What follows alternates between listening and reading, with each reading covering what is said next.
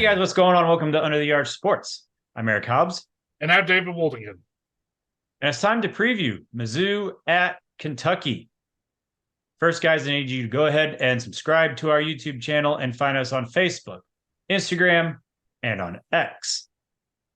Now, David, this loss for Missouri against LSU a week ago, it's a weird kind of situation because it was a tough loss, one where a lot of Missouri fans might say that they gave the game away, but no, the fan base, and I don't think the team, I don't think there's really anybody who feels like this was a devastating blow by any means.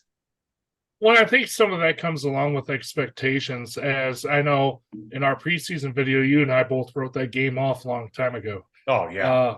So I think it's more of a disappointment in the fact that we were right there and could have won it, but didn't. But at the same time, it's not a gut-wrenching loss to like a Vanderbilt or South Carolina, even like where we should win that game, but we didn't. Right. I think that's the gist of it is Missouri is playing house money and almost got a bonus win, really. Now, I think with Kentucky, you have to look at first off, hey, it's in Lexington, must be a night game. For those who aren't quite understanding what I'm getting at, Missouri has hosted Kentucky in every single game 2012, 14, 16, 18, 20, and last year in 2022. It has been 11 a.m. or 3 p.m. when Missouri's at Kentucky, like this year, aside from 2013, which was a morning kickoff, 2015, 17, 19, and 21, all night games. SEC, do better. That's my thought on that. You think there's anything needs to be fixed or just dumb luck? No, other than the what do they call that? The penalties that were being thrown last week for clapping your hands, Geez. or what? I forgot what they called that off the top of my head, but that was stupid too. But Disconcerting, whatever. Yeah. Disconcerting delay of game or something like that. Yeah. All right. Now, looking at this matchup, I think you have to consider what Missouri might be without. Ennis Rakestraw has already been ruled out of this game. Drayden Norwood, come on down. Cody Schrader, he practiced without the non-contact jersey, according to Power Mizzou, on Tuesday, but he also is questionable at best, according to Drinkwitz in the press conference. Also questionable, Mekhi Miller, although there seems to be more enthusiasm regarding him playing. And, I guess Brett Norfleet on the mend, nursing kind of some tender ribs. We'll see what comes of that. Norfleet, I think, brings up an interesting point. That point being, David, Tyler Stevens, he just can't play as much if he's going to do what he did against LSU. Yeah, those drops he had were really, really hard to watch, in all honesty, because compared to everybody else on the team, he was only one dropping the ball like that. Yeah, there's just no excuse. 4 drops, and they were brutal. And why would you put a guy out like that, who even at his peak is not a legitimate threat, when you got a freshman in Norfleet who maybe isn't quite as fully developed, but is already more of a threat receiving the ball and is, a capable run blocker and only going to get better. Get him the reps. It's not like tight end is super valuable to this offense the way things are going right now anyway, right? Yeah, and I guess the biggest question right now is how much is his rib cage bothering him, because it seems to be what the injury is. Yeah, that's the one caveat is, what is all that going to do?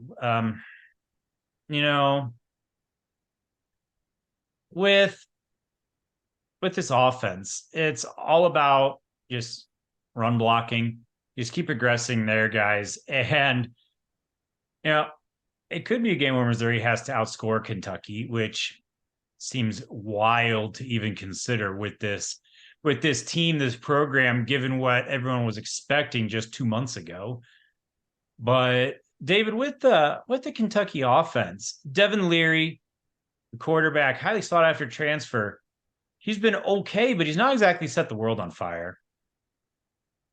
Yeah, if you're going to label somebody anything, I'd call him a game manager more than anything comparative to Cook, if you will. Honestly, Yeah, he's not much of a runner. Uh, over the season, he's in a negative for rushing yards, and a lot of that has to do with sacks. right. Uh, 12 touchdown passes, 5 interceptions. Four of those passing touchdown passes go to his running back Ray Davis. The rest of the receiving core has what, six, seven, Six, eight? and then two more to tight ends. Yeah, Um, and you touched on Ray Davis. That's your key guy right there, the running back. Made all the headlines because he, went for 280 yards against Florida, but 653 yards on the season. I mean, he's a good back. I think he's getting a little bit more attention than maybe he needs. And I mean, maybe he'll shut me up and go nuts against Mizzou, but I think he's good, not great. well, and Mizzou gave up a lot of rushing to LSU, but a lot of that was Jalen Daniels. I mean, Heisman candidate. Yeah. So I know predominantly between the tackles, it's been very hard to run on Mizzou, and they're going to be keying in on Ray Davis because they don't have a quarterback over Kentucky who can like be a major threat in a scramble. So honestly, I think it's going to be a much harder game for Ray Davis against Mizzou just because they're going to be keying in on him. Yeah. Georgia would be the only defense he's played against that, would be better than Missouri stopping the run. Um, because, last week, Georgia finally decided to play their A game, and Kentucky, they were the poor souls on the other side of that. Um, so we saw what happened with Kentucky when they don't have when they go up a defense that can just shut them down running the ball. Devin Leary's not going to air it out for 350, 400 yards and just shred a defense. He's just not going to do that. And a part of that is the fact that, you know, Missouri has Luther Burden. Kentucky doesn't have anybody quite like that. Leading receiver is what, 317 yards, I believe. They've got some steady guys, not terrible, but they don't have any stars out at receiver to help Leary out. Yeah, they have three guys over 200 yards. Um, I mean, they're solid. It's a sound, fundamental football team, but there's no real game breakers, if you will, other than Ray Davis, and that's why I said it's going to be a challenge for them to move the ball, in my opinion, because Mizzou is going to be keying in on him to make sure he doesn't beat them. Well, and then one thing I think Ray Davis might be able to do is catch the ball. He might be able to be useful as a receiver. I have questions about Missouri covering running backs out of the backfield in pass coverage. So I think it's going to be big for Tyron Hopper, Chuck Hicks, Chad Bailey, anybody else who ends up at backer to be aware of the fact that, he's got 13 catches out of the backfield on this season. I mean, he's not had more than 3 in a game, but I think that might change against Missouri. I wouldn't be surprised if they tried it 5 or 6 times with Davis there. Yeah, and like I said, if they have trouble running the ball at the middle, their best option is to go to the outside because that seems to be where the running lanes are. Yeah. I thought they might do it anyway, but you bring up a good point. They might do it just at plan B. We can't run up the middle. Let's try, throw it out to Davis, get him out in some space that way. So that very well could be. I think the one other factor that you have to discuss with Missouri, and you kind of touched on it, is fundamentals. Missouri has to find a way to just cut down on the penalties. You mentioned the disconcerting snap, whatever, Disconcerting signals is what it was. I don't even understand. Robert Griffin on the broadcast, he was surprised by the first call because the linebacker was looking at a teammate when he clapped. It seemed clear if watching the broadcast that it was getting his attention or calling something, not trying to mess with the offense, but whatever. So make sure this is a coaching thing. Make sure whatever signals you have cannot possibly be interpreted. Always just change the signals that your team's using. And then also offensive line. Cam Johnson, he's gonna commit penalties. I think you have to live with that to an extent, out of necessity. But Connor Tollison, just a brutal snap infraction a week ago. That's a mistake that you expect once in a career, once a year. It's that type of thing. But it happens almost weekly at this point. It's got to stop. Yeah, and I would throw one more in there: the stupid emotional penalties. Johnny Walker cost the team big. It's not necessary. Like, what are you doing, man? Get off the field. Yeah, on the first one, I almost kind of get it. He was hurt and he was trying to kick a guy to get off me, man. I'm hurt.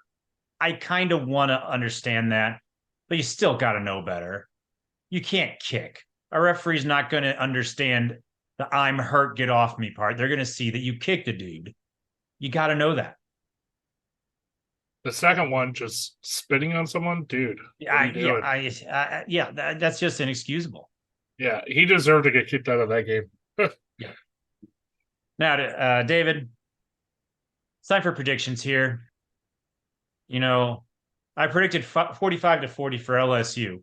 I was a grand total of 5 points off total. 1 point off of Missouri's score, as were you.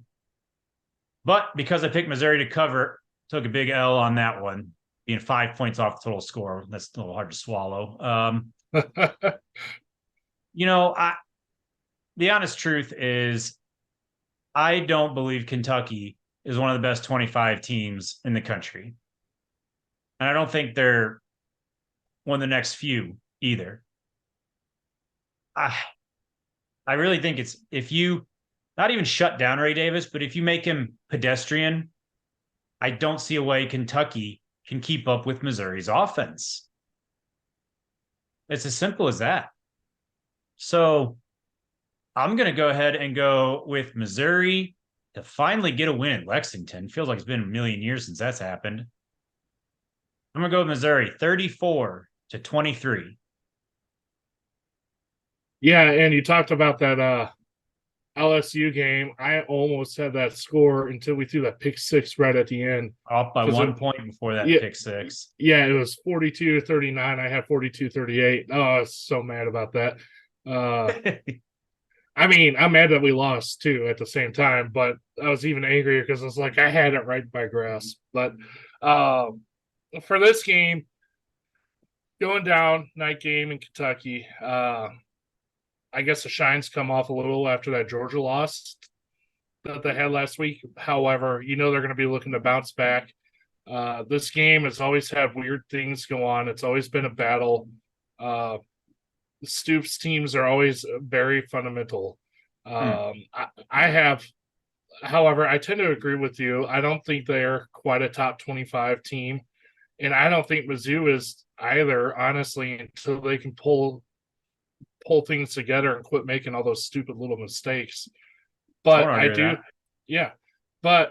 have Mizzou winning this game 35-28, and the main reason is Luther Burden and that offense. They showed me what they could do against LSU, and I just don't think you can stop them when they're on a roll. Yeah, it's as simple as that. Yeah. Missouri might have to outscore teams the rest of the way. Yeah, who would have thought that was going to happen this year? That's wild. But in the meantime, we're going to enjoy the offense we get from them, and we'll keep you updated with any news concerning Mizzou, both on and off the field. So continue to keep watching Under the Arc Sports. We love to see you guys. Take care.